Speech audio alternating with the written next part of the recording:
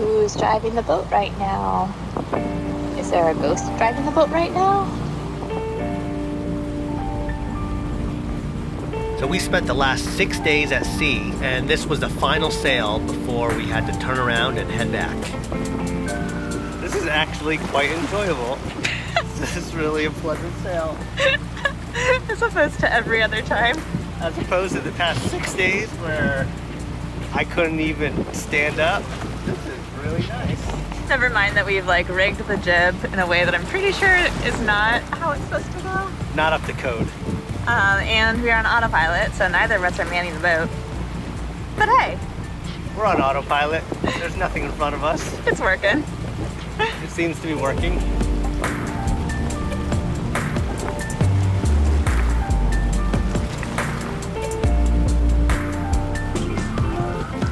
We just hung out all day. Took the digging out for a ride, explored the island a little bit. I just finished playing a game of checkers with Amanda. I beat her in checkers. I beat you in the first game of checkers. We played 2 games. Something like 7 or straight. Oh yes. Tied 1-1.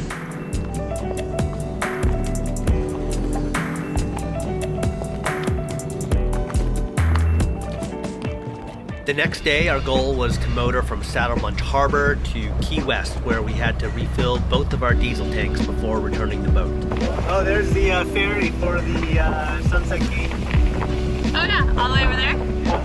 That is Sunset Key right there. Yeah.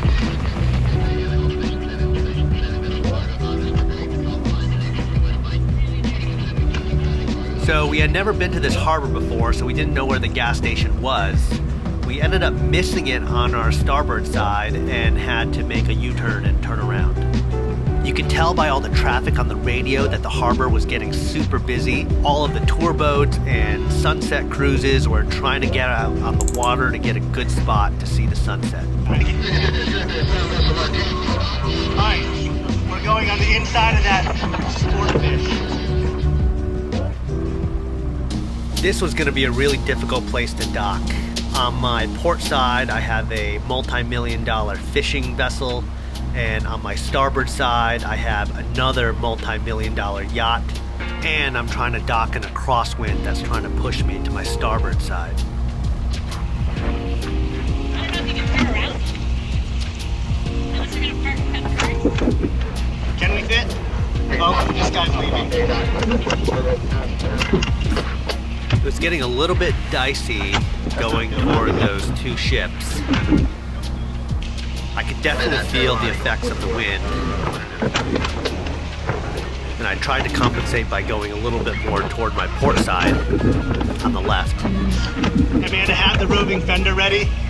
I had Amanda get the roving fender ready just in case I got too close to a ship and had to blunt the force of the impact. I tried backing the boat in because that's what I normally do. Usually that is easier, but as soon as I backed the boat in, I totally lost control of the bow. You can see here, the bow starts to lurch toward the yacht on my starboard side. Get a fender on that. We get pretty close to this ship, within like 3 feet, and you can see all the passengers on this yacht come out and start looking at me to make sure that I don't hit their boat. All right, I think I'm gonna go head first. I think you're right. How am I doing on the back? No, you're about to finish. Am I? For real?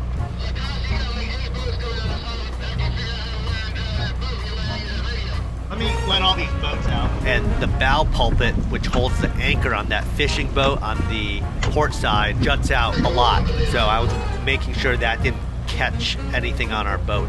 Finally, I was able to go in head first, just like Amanda initially suggested, and we were able to dock and get some fuel.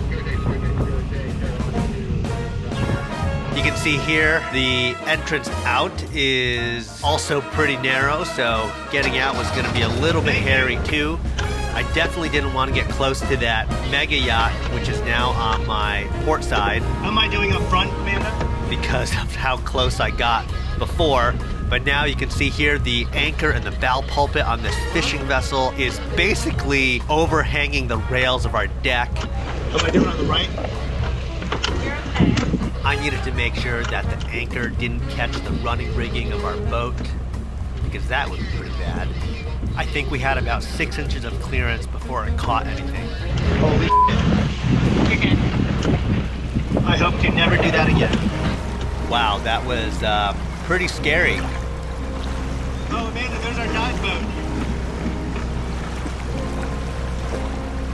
And now we're just enjoying a nice sunset cruise after that really stressful experience. Just look at the views here. They're pretty amazing.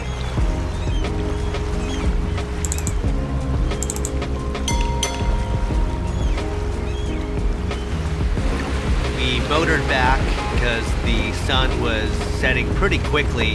The waves are kind of rough. You can't really see it in the video. And by the time we got there, it was almost nighttime. Our slip was all the way in the back corner. We had one of the people from the charter company come out and help us dock. So I definitely had to nail this one. So I backed into this slip just like I normally do at home, nailed the docking, and that was it for our trip. This is actually, take two. This is actually quite enjoyable. This is really a pleasant sail.